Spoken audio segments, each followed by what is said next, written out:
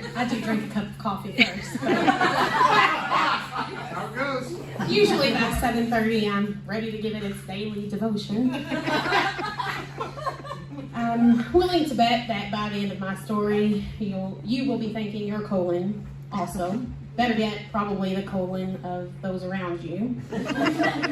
See my mother, who, depending on the time of day, is either 67 going on 97 or 67 going on 7, lives in my home with me. Is it weird that I always want to make it a point that she lives with me and I don't live with her? So she's an ileostomy patient, and a pretty recent one due to, thanks to COVID. She doesn't have a large intestine. Her small intestine has been rerouted to empty through a hole in the middle of her stomach. And so at the end of that is like a bag that's supposed to attach and it's catch things, and well, it just doesn't. That doesn't always happen. So she basically has no colon. COVID killed it. I think technically it was trying to kill her. And it almost did, but she survived after 21 days on a ventilator and over 70 days in 3 different hospitals. And it was surreal sitting in that ICU room, being told to make plans and call family, even though they wouldn't have been able to come up anyway. We were only 6 months into the pandemic at this time, so while I was allowed to be there, no one else could come up. And so, sure, I mean, I sat and thought about my life and her life and things I wanted to tell her when she woke up, or questions I wish I would have asked her before. But mostly, I interacted with her and spoke to her like it was any other day, I guess, just to keep a bit of normalcy in our lives at the time. The man directly across the hall from her also had COVID. I overheard the doctors and nurses on FaceTime with his family. He was here on a work assignment, and his entire family lived in another country. So he also, COVID had also perforated his bowel, and he was also on a vent, and he was not going to make it. So I listened to the interpreter that they had brought in to break the news to his mother. And even though I could not understand her language, I knew and felt the pain in her voice as she searched for the words and the strength to come up with a date and time that her son was going to die. And so I felt like I was intruding, even though I was in my mom's room. But I also felt compelled to stay, really, just so that there was someone there, someone to stand in for his mother, someone, just so that there wasn't no one. And 2 days after that man died, my mother woke up. And she was mad. I was so confused. She couldn't talk yet because of the vent, but she understood that she was missing an organ and that I had been the one to authorize its removal. Use me for saving your life, Helen. But as the days progressed, it became clear she woke up a completely different person. She was forgetful, combative, confused. It was almost like she had dementia, and she did, in a sense. She woke up with something called ICU delirium, and it lasted for about 60 days. But as she started to learn her words and how to speak again, she was able to vocalize her frustration with me with words instead of just assaulting me with her eyeballs like, she had been doing. And it turns out she was not mad about the colon at all. She was pissed that I allowed them to deliver her twins via C-section, kidnap them, and give them to someone that made sure she would never see them again. I thought, wow. What kind of drugs were they giving you? Can I get some of those? But seriously, no, because she wholeheartedly believed this to be fact. And so instead of arguing with her, I told her I would go check on her babies. And I said, I've got to go ask about them. So I need to know their names. What were their names? And she looked at me so serious. And I shit you not,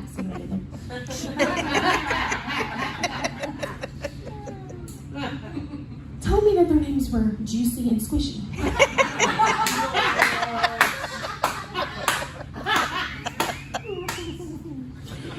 I go to leave the room and she stops me. She says, wait, they might not tell you anything due to HIPAA laws. So at this point I'm like, she's fucking with me, right? Like, the lights are gonna come on, the cameras are gonna come out, I'm being pumped. I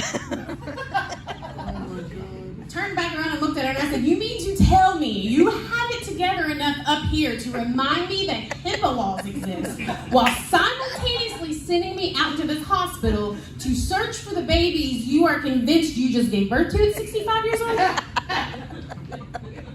Well, yeah. Okay, just checking.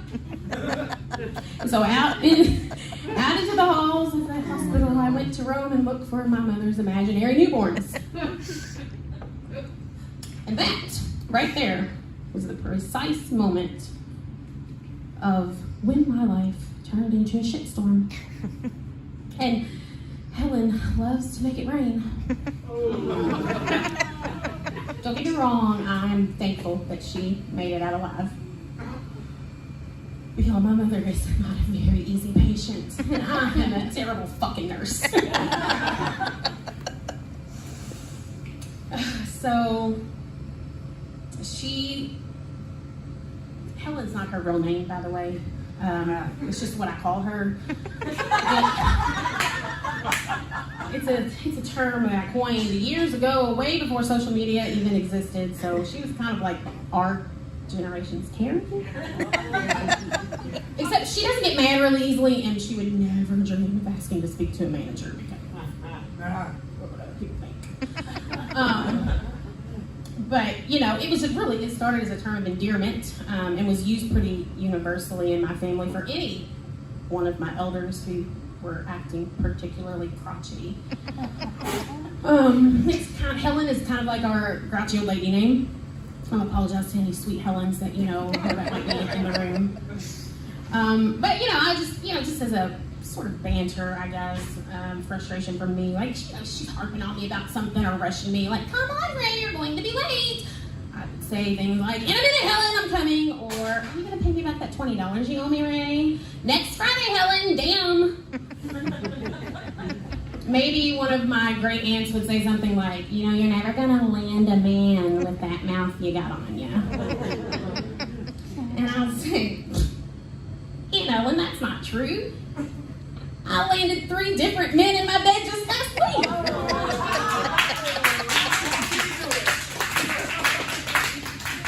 So Helen was eventually released to my care.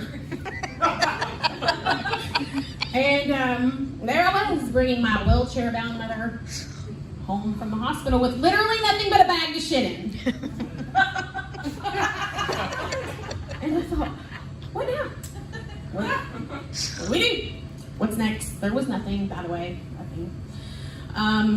We just eventually fell into a routine, a chaotic, dysfunctional, messy, smelly, crappy routine. And we're still in it. 2 years later, we still have no idea what the fuck we're doing. Our days consist mostly of questions like, is it time for a change? Did the bag bust overnight? Of course it did. It always does. Well, mostly. Are we out of supplies? Do you think that we can tape it up until the new ones come in? Are there any clean sheets in the house? Did I just step in shit? Oh my God, is it my mother's or the dogs?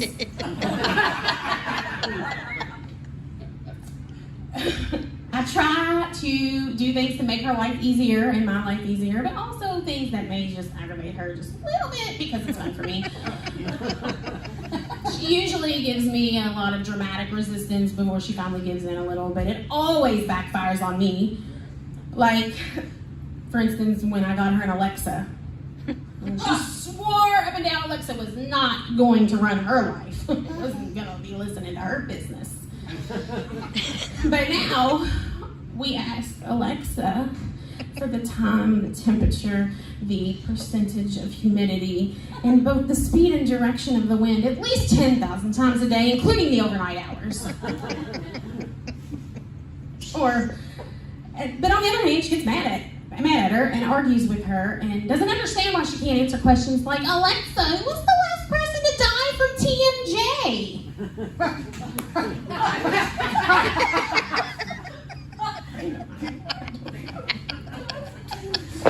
Isn't there a family counselor?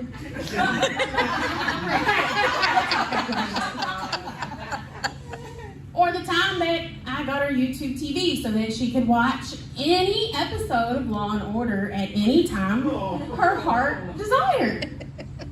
She was mad because, and I quote, it keeps taking me to this thing called a library of every Law and Order episode ever made, but I want to watch the one that's on the Sundance Channel right now. And I want to watch it on the Sundance Channel.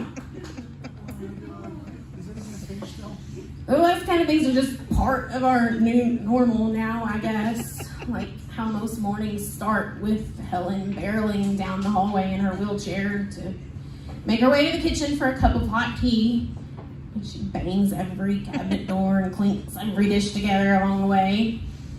And I'll come stumbling out of my room and glare at her, and she'll say something like, oh my gosh, did I wake you up? I'm so sorry, I was trying really hard to be quiet.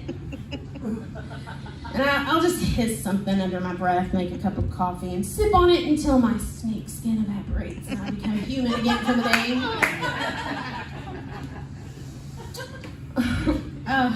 So she, still thinking about Alexa. But yeah, so when she's not up wreaking havoc, well, as annoying as that is, I know that my morning is not going to be very good.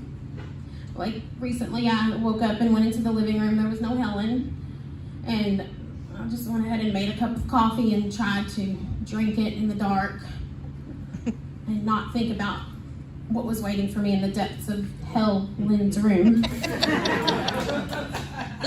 But that was short-lived.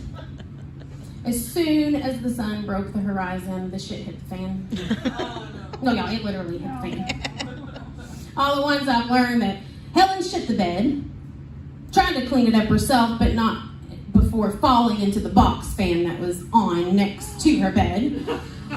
Zoe the pit bull puked in the bed, and Curtis Loeb Basset Hound was busy dragging his ass all around the living room floor. I got Helen cleaned up first and sent her on her way to the kitchen for her hot tea and morning call to her best friend Lynn on speaker all the time. It was about that time that I then threw up from all the gagging. And I yelled, the 5 o'clock news has been pretty boring lately. I guess you all are trying to see how quickly you can get me featured. And I hear Lynn say, what did she say? And Helen replies, something about some lady on the news being a horny lady.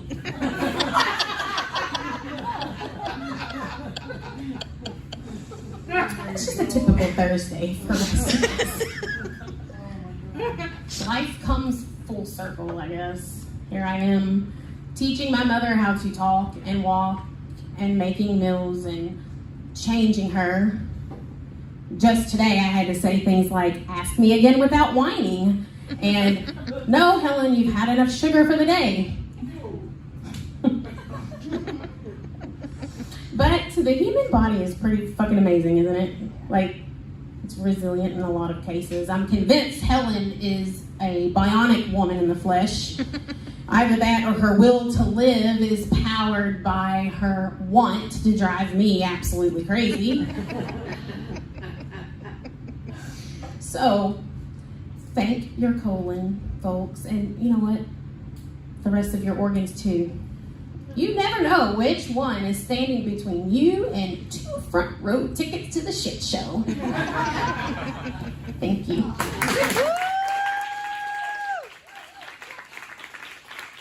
Ladies and gentlemen, Ray Hester. Oh my.